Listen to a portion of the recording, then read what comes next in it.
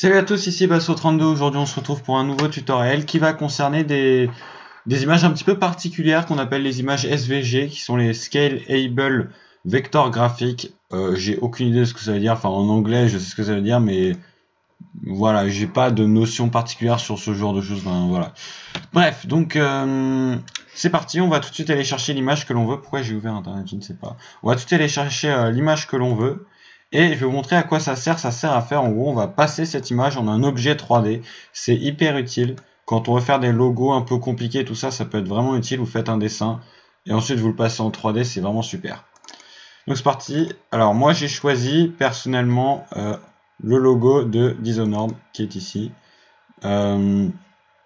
Alors hop, je le prends et on va aller dans GIMP. Voilà, je l'ai dans GIMP et c'est hyper rapide, c'est super simple. Alors je vais, étant donné que c'est une image JPEG, il va falloir déjà que je mette, merci, groupe de fenêtres récemment fermé, hop là, voilà. Et il va falloir que je supprime en fait le blanc. Et donc pour ça, il va falloir que je commence par mes calques et que j'ajoute un canal alpha. Comme ça, on va pouvoir, parce que c'est une image JPEG, donc voilà, en fait, je la transforme en une image PNG. Et où est ma boîte à outils? S'il vous plaît.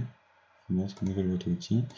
Ok. Et maintenant, on va supprimer l'arrière-plan. Ça, c'est-à-dire édition, effacer.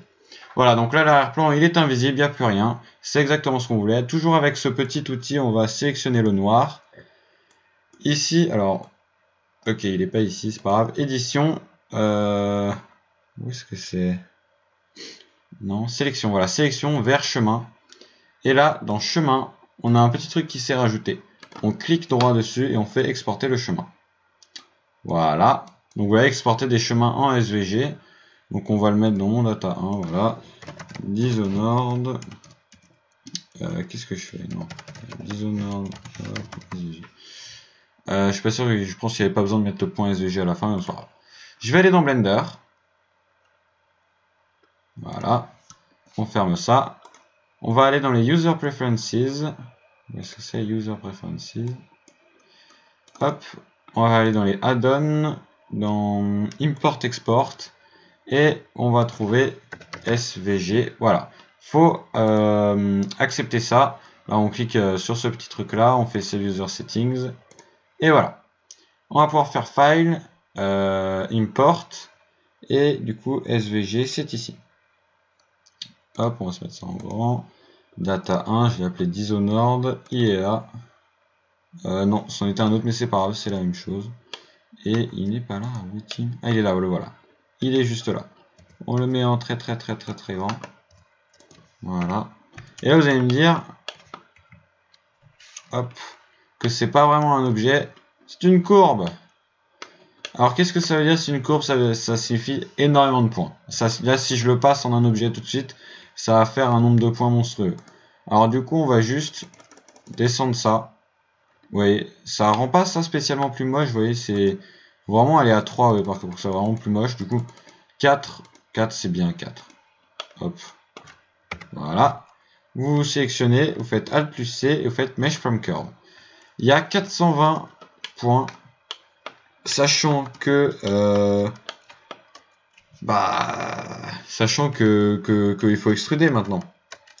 Donc faites bien attention à ça, ça peut très vite monter, hein, les courbes, ça peut très vite monter au niveau des points. On va mettre un petit Subdivision Surface en plus. Pourquoi Subdivision Surface?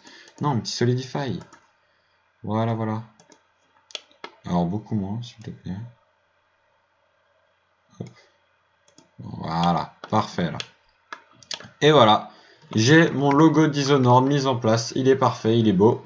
Maintenant vous savez comment faire. C'est franchement un gros gain de temps quand on... Parce que vous voyez, sinon il aurait fallu aller là, mettre le background image ici, mettre les images avec le logo et modéliser point par point. Ça aurait été extrêmement chiant, très long. Nous, on n'est pas comme les développeurs qui l'ont fait eux-mêmes. Voilà. Bon, d'ailleurs, je suppose qu'ils ont fait la même technique. Hein, même quand ils font le logo 3D, ils font la même technique, je suppose. Hein. Il y a d'abord le dessin et ensuite ils font ça. Comme ça, ils peuvent faire l'animation 3D, tout ça. Enfin bref, voilà, j'ai fini. J'espère que ça vous a plu, que j'ai été clair et net, tout ça. Bref, je vous retrouve donc pour une prochaine vidéo, pour un prochain tutoriel. Tchuss!